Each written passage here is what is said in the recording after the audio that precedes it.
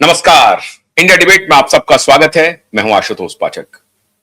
मित्रों, आज एक बड़ी खबर लेकर के आया हूं। बहुत इंटरेस्टिंग है।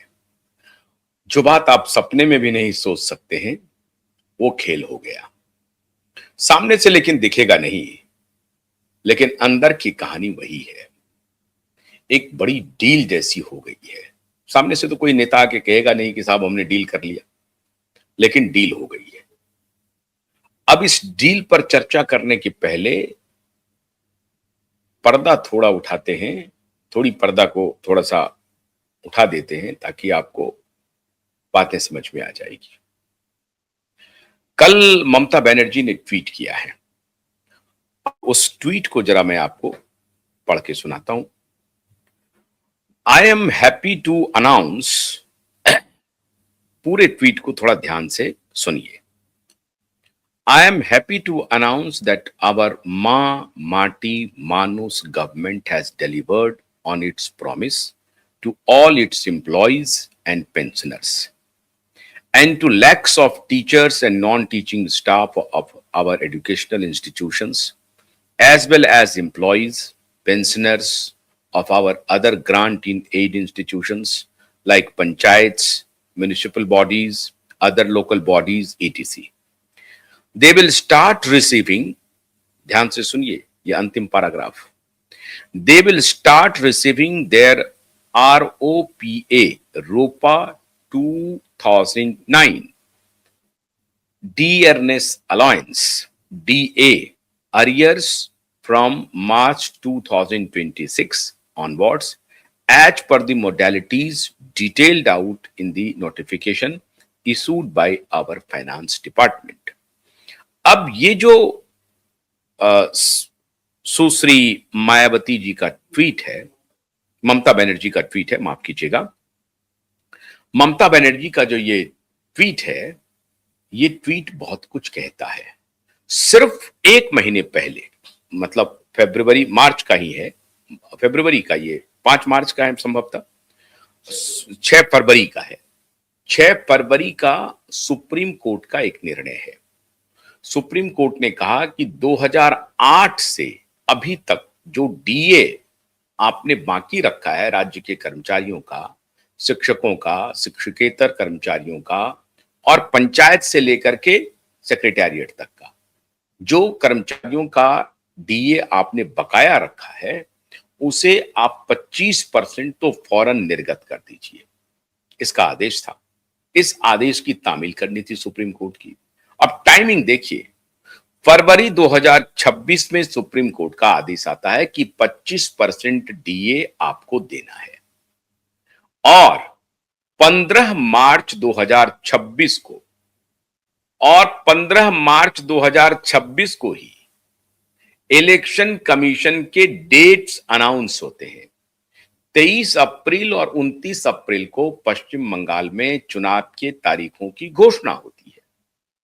उधर इलेक्शन कमीशन चुनाव के तारीखों की घोषणा करती है, और इधर ममता बनर्जी निर्णय लेती है कि सुप्रीम कोर्ट का जो आदेश था 6 फरवरी 2026 का, उसे उसका 25% धनराशि जो है वो हम निर्गत कर रहे हैं, और बहुत जल्द शिक्षक, शिक्षकेतर कर्मचारी, राजकीय कर्मचारी, पश्चिम बंगाल के जितने कर्मचारी हैं, वो पंचायत से लेकर सेक्रेटेरिएट तक, सबको जो डीए है, जो उसका जो एरियर है, अब आप कल्पना कीजिए 17 साल का लगभग एरियर है, उसका 25% तो इनको देना है। और वो कह रहे हैं कि अभी बहुत जल्द आप रिसीव करना शुरू कर देंगे।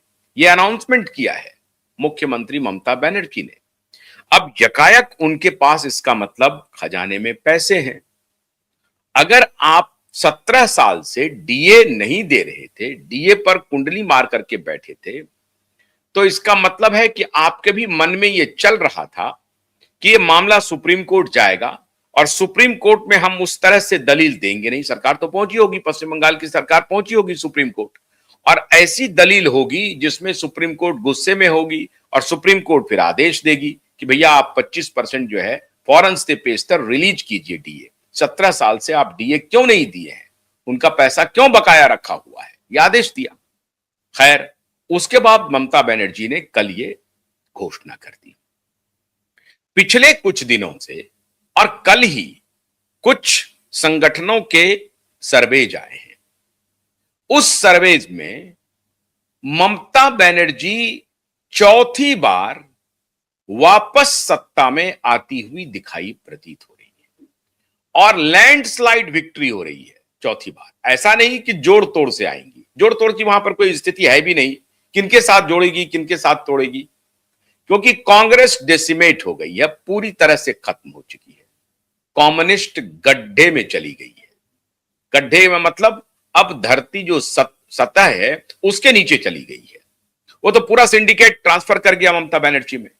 तो कांग्रेस की कोई हैसियत नहीं, लेफ्ट पार्टियां खत्म हो गई हैं। अपोजिशन में भारतीय जनता पार्टी है जिनसे उनकी लड़ाई है।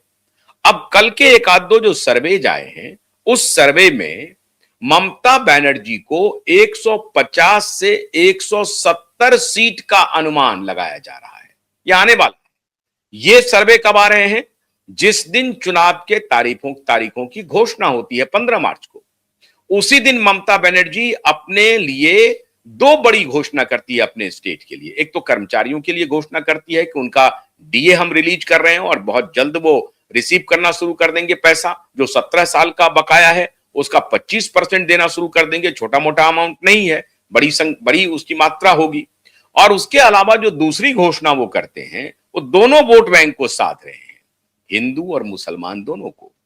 हिंदुओं के लिए वो क्या कर रही हैं, पुजारियों के लिए 2000 रुपए मासिक देने का वादा कर रही हैं, और मस्जिदों के जो मौलवी हैं, मुअज्जिन हैं, उनको 2000 रुपए देने का वादा कर रही हैं।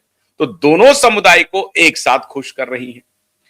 मां माटी मानुस, जो ट्वीट का देखिए, ट्वीट की भाषा देखिए, मां माटी मानुस के लिए, अपनी महिलाओं के लिए, अपनी मिट्टी के लिए और अपने पूरे प्रदेश की जनता के लिए, आवाम के लिए, मानुष के लिए जो हमने वायदा किया था, उस वायदा को हम पूरा करने जा रहे हैं। देखिए, ममता बनर्जी 3 टर्म से सत्ता में है। ये चौथी बार आने का पूर्वानुमान ये कह रहा है कि 23 अप्रैल को मतदान है। एक महीने बाद, लगभग मुश्किल से 32-35 दिन के बाद पहला मतदान होगा और एक सवा महीने के बाद जो मतदान है, उसके पहले जो लेटेस्ट सर्वे है उसमें 150 से 170 सीटें आती हुई दिखाई पड़ रही हैं। अब आप ये कह सकते हैं कि जब मोदी की एंट्री होगी, मोदी का कैंपेन चलेगा। मोदी की एंट्री 3 बार हो चुकी है, कुछ नहीं हुआ। इसलिए ये आप नहीं कह सकते हैं कि मोदी की एंट्री होगी। हां, ये बात जरूर है कि भारतीय जनता पार्टी की टैली बढ़ती हुई है, अपवर्ड ट्रेंड में है। हर बार उसकी टैली बढ़ रही है और विधानसभा में इस बार अनुमान लगाया जा रहा है कि 110 से लेके 115 सीट तक, 114 सीट तक, 114 115 सीट तक भारतीय जनता पार्टी को आ सकती है। टोटल स्ट्रेंथ जो है पश्चिम बंगाल का, वो 294 सीट का है विधानसभा का स्ट्रेंथ। अब उसमें अगर भारतीय जनता पार्टी 115 सीट ला रही है तो यह सफलता ही मानी जाएगी। वैसे प्रदेश में, जो प्रदेश परंपरागत रूप से कम्युनिस्टों का गढ़ रहा हो, कांग्रेस का गढ़ रहा हो और उसके बाद ममता बनर्जी का गढ़ रहा हो, वैसे प्रदेश में भारतीय जनता पार्टी, एक राइट विंग पार्टी, जा करके न सिर्फ अपना खाता खोल रही है, वरन की एक साइजेबल अमाउंट में चुनाव जीत रही है। पिछली बार ऐसी कवायद थी कि भारतीय जनता पार्टी सरकार बनाने जा रही थी, वो पूरा सिगुफा छोड़ा गया था सरकार की तरफ से, मैनेज था केंद्र सरकार की तरफ से कि हम तो 150 ला रहे हैं, 170 सीट ला रहे हैं, 200 तक का आंकड़ा कह दिया था। और उस वक्त प्रशांत किशोर जी ममता बनर्जी के सलाहकार हुआ करते थे। वो कह रहे थे कि भारतीय जनता पार्टी 100 का आंकड़ा, मतलब 3 डिजिट में नहीं जा सकेगी। अब ये उनका कहना था और एब्सोल्यूट मेजॉरिटी के साथ ममता बनर्जी सरकार बना रही है, वही हुआ। और इस बार चौथी बार भी अगर उनके खिलाफ कोई एंटी इनकम्बेंसी नहीं है तो इसको क्या माना जाए। अब इस बीच में एक बड़ी खबर आ गई। खबर ये आ गई, मैंने ही आपको बताई होगी, बहुत सारे और अन्य लोगों ने भी बताया होगा आपको, कि एसआईआर को लेकर के सुप्रीम कोर्ट में जो सुनवाई हो रही थी, उससे ये कयास लगाए जा रहे थे कि जब तक एसआईआर पूरी तरह से कंप्लीट नहीं हो जाता है, स्पेशल इंटेंसिव रिवीजन जब तक कंप्लीट नहीं हो जाता है, जो इलेक्टोरल रोल है, तब तक चुनावों की घोषणा नहीं होगी। कवायद तो ये हो रही थी, अब आशा ये की जा रही थी कि शायद सुप्रीम कोर्ट इस मामले पर एडमेंट हो, जिस तरह से उनके ऑब्जर्वेशन आ रहे थे और उन्होंने जिस तरह से सुप्रीम कोर्ट ने कोलकाता हाई कोर्ट को आदेश दिया कि अगर सरकार अपना एम्प्लॉय नहीं दे रही है तो आप अपने जुडिशियल ऑफिसर को एसआईआर के कार्य में लगाइए। अगर आपके यहां स्टाफ की कमी है तो झारखंड न्यायपालिका से अपील कीजिए और उड़ीसा के न्यायपालिका से अपील कीजिए कि वो अपने यहां से जुडिशियल ऑफिसर्स को आपको रिलीज करें, ताकि एसआईआर की गतिविधि को अबाध गति से, निर्बाध गति से चलाई जा सके, तेजी से चलाई जा सके और टाइम बाउंड, टाइम फ्रेम में उसको कंप्लीट किया जा सके। इस तरह का ऑब्जर्वेशन, अब आप कोई भी आप पता कर सकते हैं कि साहब अगर सुप्रीम कोर्ट का इस तरह का ऑब्जर्वेशन है तो इसका मतलब सब लोग यही कहेंगे कि केंद्र सरकार को एक प्रकार से वो संकेत दे रहे हैं कि अगर पश्चिम बंगाल